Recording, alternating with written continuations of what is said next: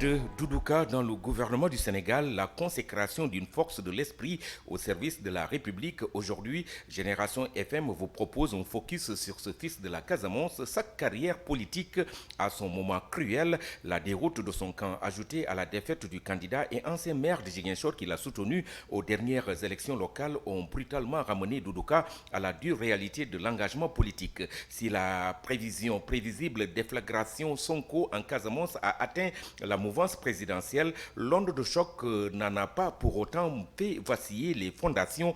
Elle n'a pas non plus ébranlé celui dont il se s'usure de plus en plus qu'il a tout pour incarner la majorité présidentielle dans le Sud. Le focus porte la signature de Laurent Mendy. Parce que le pire dans une défaite, c'est le jour d'après. Beaucoup lui prédisaient le purgatoire politique au lendemain des élections locales de janvier dernier. Mais si Doudouka a tenu bon, il est surtout resté debout au milieu d'un échiquier politique complètement bouleversé, voire fracassé, avec comme tout premier chantier la destruction du sentiment de défaite, comme si la sanction électorale de son camp politique avait sonné l'heure de la reconquête. Et l'homme va y travailler. En sourdine, tout en peaufinant son silence, mon principal adversaire n'est pas la politique, mais plutôt un état d'esprit qui a pour nom renoncement ou passivité, martèle-t-il. Du Doudouka dans le texte comme dans la vie, jamais dans la résignation, toujours dans l'action et la réflexion, sa posture préférentielle avant tout, le symbole de l'excellence technocratique sénégalaise. Dire qu'il y était prédestiné n'a rien d'une outrance, tant son parcours est tout en superlatif. C'est en 1987 que le jeune homme de Boucotte, un quartier de Ziguinchor, intègre le collège Sacré-Cœur de Dakar, après être sorti premier de l'école primaire Ibou Kamara de Ziguinchor. Il ne met pas beaucoup de temps à se faire remarquer, si brillant et si discipliné qu'il est dispensé de frais de scolarité à partir de la 4e, mais à une condition, ne pas quitter le collège avant le baccalauréat. Il se plie à cette exigence. Après y avoir décroché son bac C, il quitte l'école Sacré-Cœur pour atterrir au lycée de Turgot avant d'intégrer le prestigieux établissement public dans le 16e arrondissement de Paris, Johnson des Alliés de Paris, l'un des établissements de classe préparatoire aux grandes écoles d'ingénieurs les plus renommées de France, un foyer de la future intelligence française. Il s'y frotte aux meilleurs des classes de mathématiques supérieures et spéciales. Ses professeurs de maths sont sous le charme de ce brillant étudiant et lui conseillent d'approfondir ses connaissances en maîtrise de mathématiques appliquées à la prestigieuse université Pierre et Marie Curie, Paris 6.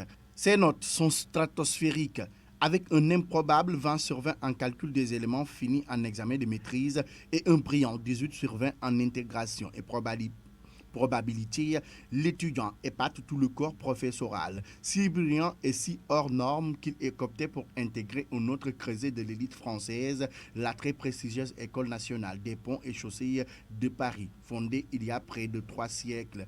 L'histoire de cet homme, tout droit sorti des hauts lieux de l'intelligence, tient en 3 mots et une méthode: intelligence, audace et détermination. 3 signes particuliers qui ne figurent nulle part sur son CV, mais qui vont propulser Doudouka à l'épicentre de l'accession de Macky Sall au pouvoir. Nous sommes en 2011, 6 petits mois nous séparent de l'élection présidentielle sénégalaise. Les préposés à l'élaboration du programme de Macky Sall peinent alors à ficeler leur projet. Le candidat s'impatiente, prend son téléphone et appelle à la rescousse l'ingénieur des ponts devenu banquier d'affaires et associé d'un cabinet de conseil en stratégie et en intelligence économique à Paris. Loin du vacarme politique et fuyant la lumière, le jeune pontiste forme un commando restreint de brillants économistes et ingénieurs où chacun excelle dans sa spécialité. Un groupe de choc taillé sur mesure pour peaufiner un projet économique en coïncidence avec la vision de Macky Sall. Et voilà Doudouka propulsé à son corps défendant au cœur de la stratégie de conquête du pouvoir de Macky Sall. Stratège de l'ombre que ses collègues appellent affectueusement sorcier noir et tête pensante du projet économique du premier candidat, il est l'inspirateur du fameux Yonou Yokoutia, le slogan de la première campagne victorieuse du président de la République en 2012. Et plus récemment, en décembre 2021, il y a eu le sauvetage de la saison touristique du Cap Skirring. Malgré des délais qui confinent presque au miracle, le gouvernement sénégalais s'engage à reconnecter le sud du Sénégal à l'Europe par vol direct.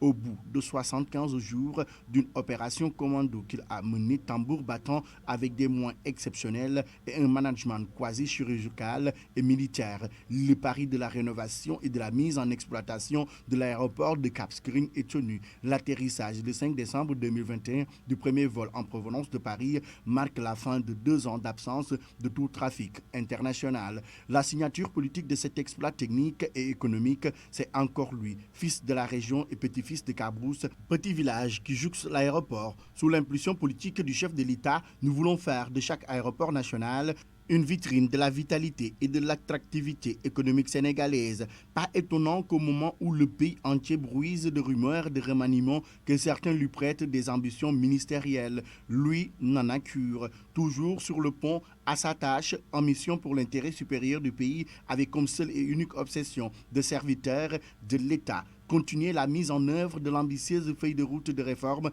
du secteur aéronautique national que le président lui a tracé. J'ai assez à faire avec un projet aussi stratégique que le hub aérien et logistique Horizon 2021-2025. Le programme de reconstruction des aéroports nationaux PRAS, la construction du centre de maintenance aéronautique, l'Académie internationale des métiers de l'aviation civile, les réformes du secteur aéronautique, la digitalisation des procédures et la certification de 6 aéroports internationaux. Excusez du peu, mais avec autant de dossiers empilés sur mon bureau et de chantiers à mener à bon port, toute mon équipe, mon énergie et mes forces sont mobilisées pour la réalisation des projets présidentiels. Je n'ai pas d'agenda politique personnel si ce n'est l'agenda du Sénégal et la feuille de route du patron. Alors, pas de temps de cerveau disponible pour scénariser un éventuel remaniement ou une future recomposition politique. Les agitations de remaniement, je les laisse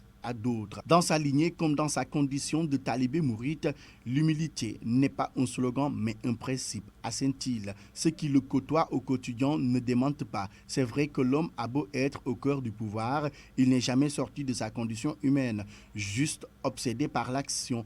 Capable de vous envoyer un message à 4 heures et de vous croiser en réunion à 8 heures, comme sur WhatsApp, son statut est bloqué en mode au travail. Fantassin indéfectible au service du président à qui il voue un respect et une admiration sans limite, sa nomination pour la première fois dans un gouvernement de la République semble comme la consécration d'une force de l'esprit et la reconnaissance d'un engagement sans faille gravé dans de la loyauté et de la complicité. Des moquettes bureaucratiques au sentier politique. Si la politique l'a toujours passablement titillé, c'est en grande partie grâce au patron que le nouveau patron du transport aérien sénégalais est descendu dans l'arène.